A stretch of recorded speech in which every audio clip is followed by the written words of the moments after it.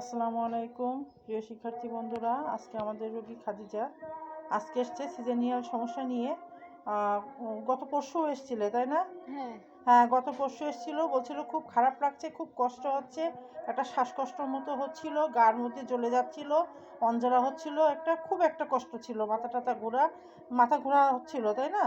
আচ্ছা, অনেক সমস্যা হচ্ছিল। তখন আমি ওকে একটু 30 শক্তির ওষুধ খাওয়াই দিয়ে ওকে বাড়ি পাঠাইছিলাম ব্যস্ততার কারণে। বলেছিলাম যে পরে এসো, তা আজকে আবার আসলো। তা তুমি ওই ওষুধটা খাওয়ার পরে তুমি কেমন ফল পেয়েছিলে? ওই ওষুধটা খাওয়ার পরে আমার এই যে শ্বাসকষ্টের সমস্যা ছিল ওইটা একটু কম হয়েছে। হ্যাঁ, শ্বাসকষ্টটা কম হয়েছে, বুক ধরফর করছিল সেটাও কম হয়েছে। আচ্ছা, ন্যাপটাম সল্ট 30 শক্তিতে, আর তার সাথে তোমার যে গার মধ্যে একটা জ্বালা পোড়া হচ্ছিল, অঞ্জলা হচ্ছিল, সেটা কি কিছুটা আরাম হয়েছিল? হ্যাঁ, হয়েছে। হয়েছে? আচ্ছা, আজকে এসছে। আজকে যেহেতু ন্যাপটাম সালফেটের আরও আনুষঙ্গিক লক্ষণ আছে, সেগুলোও দেখা দিয়েছে। সেটা হচ্ছে পেটের মধ্যে কলকল গড়গড় করে মাঝে মাঝে ডাকাডাকি হচ্ছে। হ্যাঁ, এটা একটা ন্যাপটাম সালফেটের বিশেষ লক্ষণ। তার মধ্যে একটা কখনো একটু শীত লাগছে, কখনো গরম লাগছে, আর গোসল করতে গেলে শীত শীত লাগছে তাই না? আচ্ছা, পানি ধরলে তোমার হাঁচি টাচি বা ঠান্ডা লাগা একটা ভাব আসছে। আচ্ছা, ন্যাপটাম সালফেটের একটা বিশেষ লক্ষণ হচ্ছে পানিতে রোগের বৃদ্ধি। হাইড্রোজেনয়েড ধাতুর রোগী, যদি বাড়ির আশেপাশে পুকুর থাকে বা নদী থাকে, সেই জলীয় বাতাসটা যদি মানুষের গায়ে লাগে, তারা কিন্তু ন্যাপটাম সালফেটের লক্ষণ তাদের ভিতরে বেশি দেখা দেয়। আর যাদের পুকুর থাকে না আবহাওয়াজনিত কারণে, তাদেরও দেখা দেয়, কিন্তু বেশি দেখা যায় যদি আশেপাশে পুকুর থাকে। তোমাদের কি আশেপাশে পুকুর আছে? না, পুকুর নেই না? আচ্ছা, যাক, ওটা এমনি দেখা দিয়েছে। যাক, এটা আমি তোমাদের শেখানোর জন্য বললাম। আর বিশেষ করে যদি পানি জাতীয় জিনিসের যে সমস্ত শাক আছে, কলমি শাক যেগুলো পানিতে হয়, আর বিভিন্ন পানিতে হওয়া যে সমস্ত শাক আছে, সেগুলো খেলে, এমনকি রসালো ফল যদি খাওয়া হয়, তাও তার কাশি লাগে, ঠান্ডা লাগে, হ্যাঁ, একটা অস্বস্তি হয়। এগুলোর ন্যাপটাম সালফ কভার করে। ন্যাপটাম সালফের একটা বিশেষ লক্ষণ।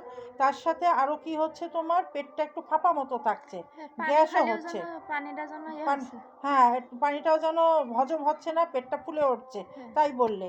হ্যাঁ, ন্যাপটাম সালফের একটা বিশেষ লক্ষণ আছে, যেটা হচ্ছে পেট ফুলে ওঠা, একটা গড় হজম দেখা দিয়া, বা পেট ফাঁপা, পেট ফেঁপে থাকা, গার মধ্যে অস্বস্তি অঞ্জলা হয়।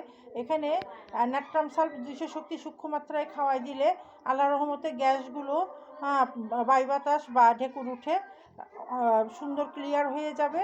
আর যে পেট ফাঁপার যে লক্ষণটা, সেটা ইনশাল্লাহ দূর হয়ে যাবে। আর কি কি সমস্যা হচ্ছে তোমার? একটু ঘন ঘন খিদে লাগছে, পেট ফাঁপা হচ্ছে, তাই পেট ফাঁপা হচ্ছে, কিন্তু ঘন ঘন খিদে লাগছে, খাতে কিন্তু খেতে পারছো না। খালি সেটা মনে করেন গ্যাস হয়ে গলায় উঠে যাচ্ছে। হ্যাঁ, সবকিছুর।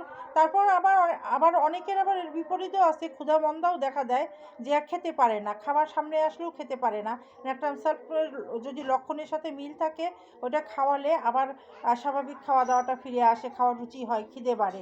হ্যাঁ, আর তার সাথে তোমার চোখ দিয়ে একটা কি ভাব বেরোনোর মতো হচ্ছে, মাঝে মাঝে হচ্ছে, নাক দিয়ে একটা গরম নিঃশ্বাস হচ্ছে। আচ্ছা, যাক, এই পর্যন্তই আজকে যতটুকু লক্ষণ পেলাম। ন্যাপটাম সালফের সিজনিয়াল লক্ষণ বসন্তকালের প্রারম্ভ, আর পুরো বসন্তকালে পাওয়া যাবে, আবার বর্ষাকালেও পাওয়া যাবে। আজকে ন্যাপটাম সালফ 200 শক্তি দিলাম, যেহেতু 30 শক্তিতে ভালো কাজ হয়েছে। 200 শক্তিতে একটা দানা গুলে ডিস্টিল ওয়াটার দিয়ে ওকে খাওয়াই দিলাম, বাকিটা প্লাসিবো ভিটামিন দিয়ে দিলাম। এবার অপেক্ষা, ইনশাল্লাহ আশা করি সুস্থ হয়ে যাবে। তার মধ্যে যে শ্বাসকষ্ট আছে তোমার একটা, তাই না? 30 শক্তি খেয়ে কিছুটা শ্বাসকষ্ট কমেছে। আর যেহেতু ন্যাপটাম সালফ পুরোপুরি কমেনি, অনেকটা 30 শক্তিতে কিছুটা স্বস্তি পেয়েছে। 200 শক্তিতে আশা করি শ্বাসকষ্ট বা অ্যাজমার উপরে খুব ভালো কাজ করে, এটাও দূর হয়ে যাবে ইনশাল্লাহ। একটা স্থায়ী একটা সমাধান এসে যাবে অ্যাজমার এবং শ্বাসকষ্টের। এই পর্যন্তই। আল্লাহ হাফেজ।